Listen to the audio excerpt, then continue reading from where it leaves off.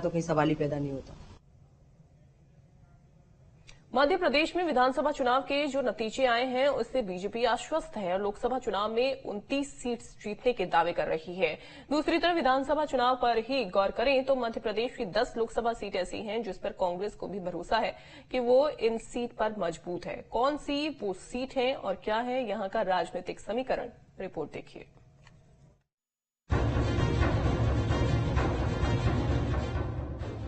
चार पार के नारे के साथ चुनावी मैदान में उतरी बीजेपी मध्य प्रदेश की 29 लोकसभा सीट पर कब्जा करना चाहती है और इसके लिए वो विधानसभा की जीत को आधार भी मानती है।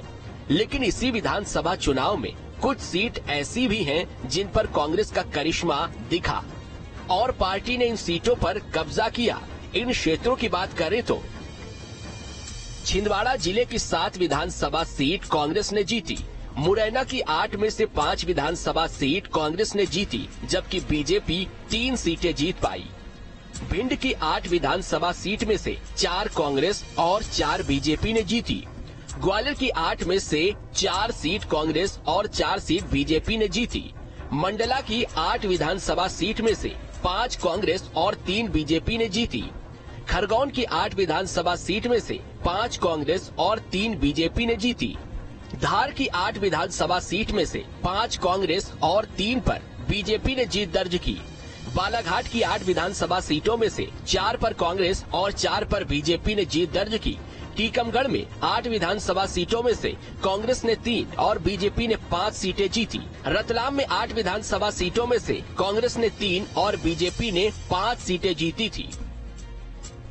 कांग्रेस मानती है कि इन सीट पर विधानसभा चुनाव में वो जीते थे तो लोकसभा चुनाव में भी उन्हें यहां से फायदा होगा। इनमें से कुछ सीट पर कांग्रेस अपने प्रत्याशी भी घोषित कर चुकी है। ऐसे में कांग्रेस का दावा है कि वो इन सीटों पर तो जीत दर्ज करेंगे ही, साथ ही अन्य सीटों पर भी परचम लहराएंगे।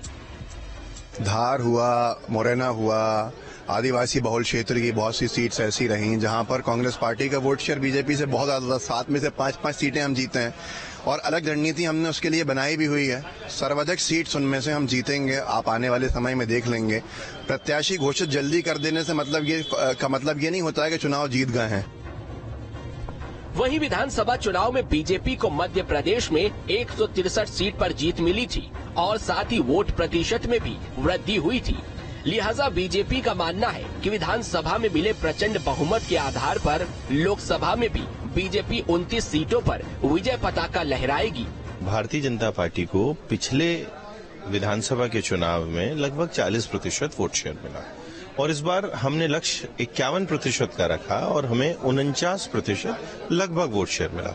तो ओवरऑल 9% का इजाफा है। 163 हमें सीटें मिली हैं। अब पिछली बार 40% विधानसभा में मिलने के बाद भी हमें 57% के आसपास वोट शेयर लोकसभा में मिला था। तो अगर इतना जंप हमें वापस से मिलेगा, जो हमें पूरा विश्वास है मोदी जी के नेतृत्व में, तो कांग्रेस के प्रत्याशी अपनी जमानत जब्त कराते घूम रहे होंगे। इसलिए ये कोई भी मुगालता कांग्रेसी न पाले, न इस आंकड़े को गलत तरीके से आकलन करें। इन सीट के राजनीतिक समीकरण को लेकर जानकार भी मानते हैं कि कांग्रेस का लोकसभा चुनाव में प्रदर्शन लंबे समय से बुरा रहा है, खासकर 2009 के बाद से। लेकिन फिर भी कांग्रेस की जीत हार उसके रचे गए राजनीतिक चक्रव्यूह पर निर्भर करेगा। तो इलेक्शन टू इलेक्शन बहुत सारे इक्वेशन बदल जाते हैं और वोटर का माइंड सेट चेंज होता है।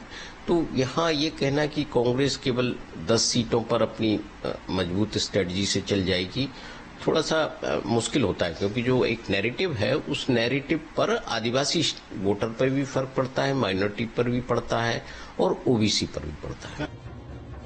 बहरहाल विधानसभा चुनाव के नतीजों को आधार माने तो कांग्रेस जीत को लेकर कयासों से ऊपर उठकर बात कर रही है, तो वहीं बीजेपी सभी 29 लोकसभा सीटों को जीतने का दम भर रही है।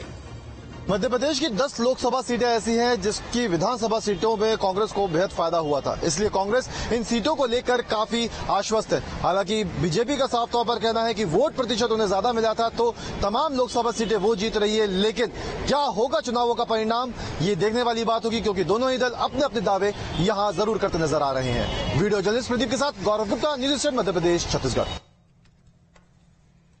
कांग्रेस